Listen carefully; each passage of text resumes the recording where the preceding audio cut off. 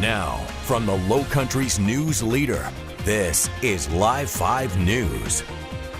A new report tonight finds South Carolina Governor Henry McMaster was targeted by the same group accused of plotting to kidnap another governor. The Detroit News is reporting affidavits show the Delaware man accused of wanting to kidnap Michigan Governor Gretchen Whitmer also made a post threatening to kill our governor.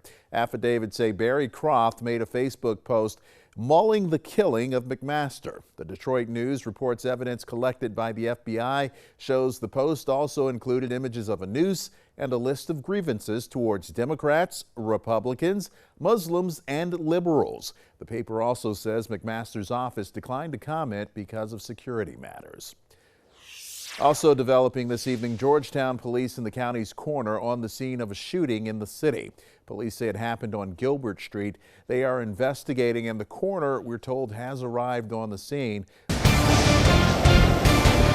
to Hurricane Zeta, the storm weakening and moving away from the Gulf Coast this hour after claiming the life of at least one person in New Orleans.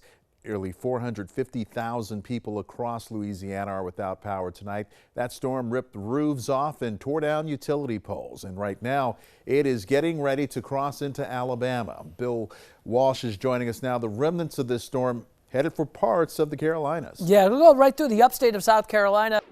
Members of the community asking for more accountability from the Charleston Police Department. Tonight, during a public safety committee meeting, city leaders heard comments about the reports from the riots back in May. Paola Tristan Arruda listened in, and Paola, some people say that report doesn't tell the full story.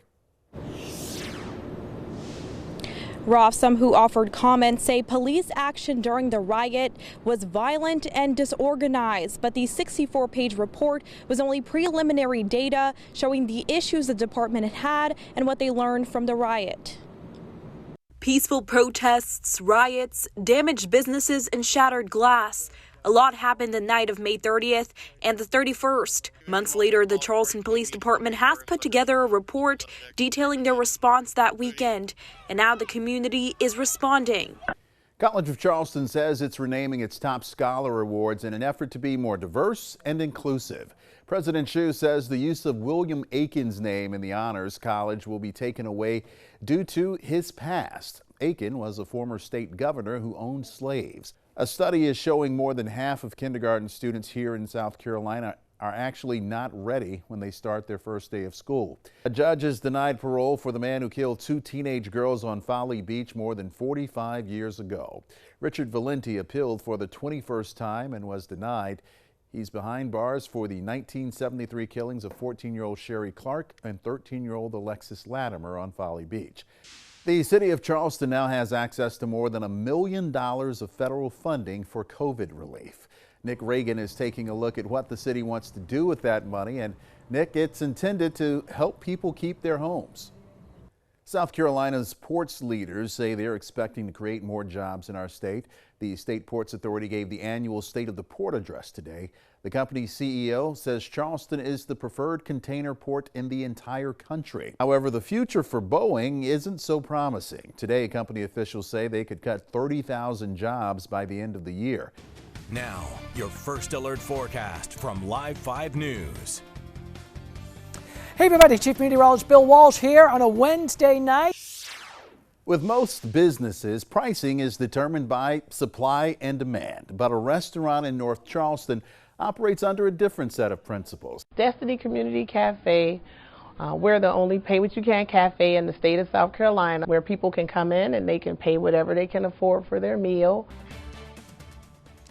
Good evening, everybody. We'll begin with the NFL, where Carlos Dunlap can now go ahead and repost that tweet offering to sell his house in Cincinnati. The Fort Dorchester alum traded this afternoon by the Bengals to the Seattle Seahawks. For college football, where the expectation that Trevor Lawrence is leaving Death Valley after this season to head to the NFL has not changed. It's still fully expected that the quarterback will declare for the draft as soon as this season is over. Look at Friday, 72. Halloween, 68. Much cooler for the weekend. That's nice. And we get that hour of sleep back again. How about that? Somebody said they don't want that extra hour because they don't want to be done with 2020. Yeah, no, that's a good point.